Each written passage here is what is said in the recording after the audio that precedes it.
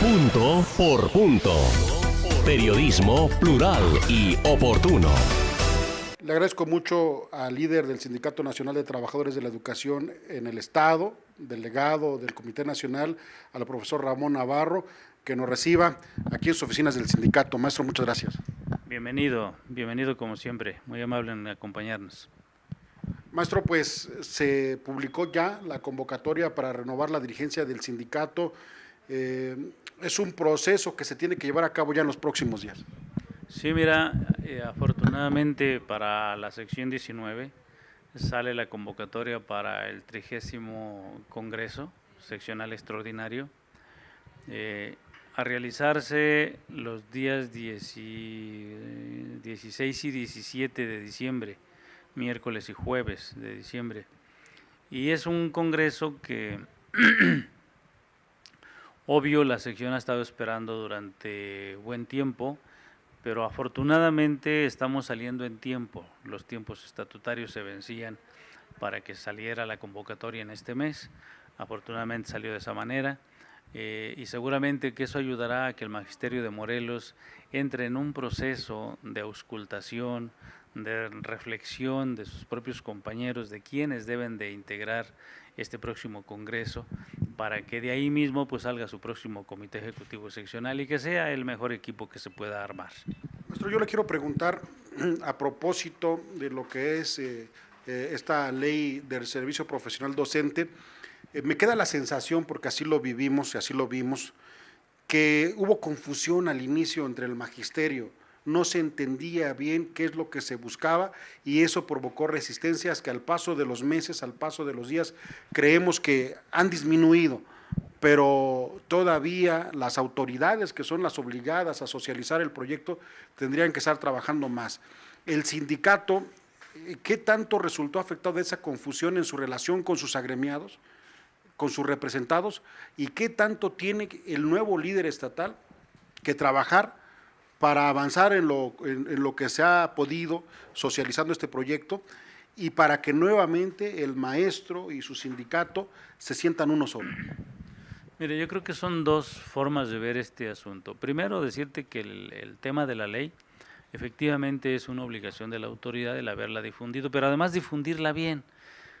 Sentimos que hubo un gran tropiezo en el inicio de cómo se quiso difundir a nivel del propio secretario de Educación Federal, y eso no ayudó.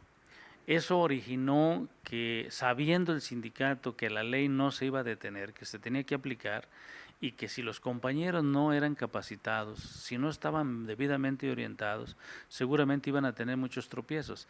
Eso orilló a que el sindicato tomara la decisión de hacer lo propio y empezar a orientar a los compañeros, no para hacerle el juego a la Secretaría o al IEBEM en este caso, no, sino como un sentido de responsabilidad, de apoyo y acompañamiento a los maestros.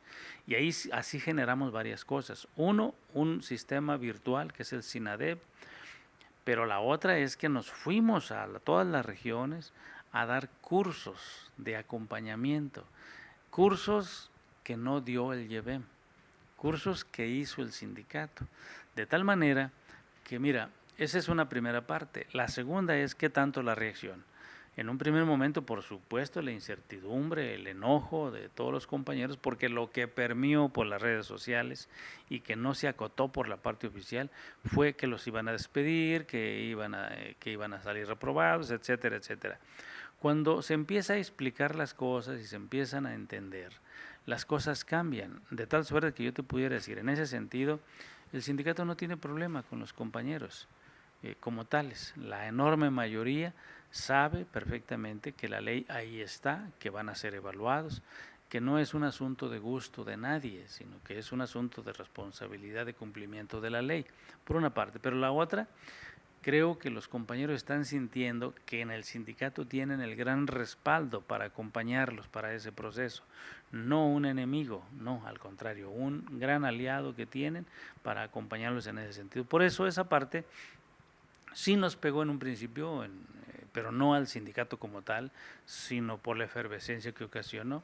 Sentimos que, como tú bien dices, la efervescencia ya bajó, las cosas vuelven a su lugar y sentimos que estamos en la ruta de igualito que pasó en el proceso anterior, cuando se estableció carrera magisterial.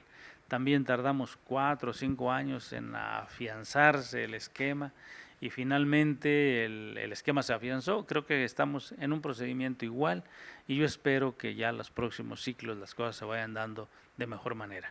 Maestro, yo para finalizar le quiero preguntar si como dirigente sindical en funciones tiene alguna preocupación o alguna ocupación para evitar. El sindicato, por su fuerza, por su número de afiliados, siempre será un espacio muy apetitoso para cualquier fuerza política. ¿Qué está haciendo la dirigencia nacional para que no haya intervenciones, por decirle así, extrañas o ajenas al sindicato en este proceso de renovación? Es complicado llevar a cabo una acción de esa manera, sobre todo de manera pulcra, porque hay que reconocer que todos los maestros por naturaleza son políticos y se desenvuelven en un ambiente social eminentemente político y participan de absolutamente todas las actividades políticas. Y una vez que determinamos eso, habrá que reconocer que cada uno de los compañeros, desde 1979, el sindicato tiene libertad de filiación política. Este es el primer sindicato en América que le dio libertad política a sus propios miembros. De tal manera que aquí tenemos compañeros trabajadores de la educación que militan en todos los partidos habidos y por haber, y en asociaciones de todo tipo. De tal suerte que es complicadísimo el tratar de separar la afiliación política y comportamientos políticos de los compañeros y acotarlos en aras del sindicalismo. Pero entonces nosotros decimos que solamente hay dos compromisos básicos que debe darnos la orientación y la unidad de por dónde debemos transitar. Uno es el compromiso de a toda costa preservar el sindicato como sindicato nacional, para que sea un sindicato que defienda los derechos de los trabajadores. Ese es el primero. Y el segundo, comprometido con la democracia y con la transparencia. 2 puntos básicos y centrales de este sindicato que harán que cualquier compañero de cualquier expresión política pueda sumar, siempre y cuando haya el primer compromiso, que es comprometido con nuestros compañeros trabajadores, que eso significa para nosotros la democracia interna. Muchas gracias, maestro Ramón Navarro.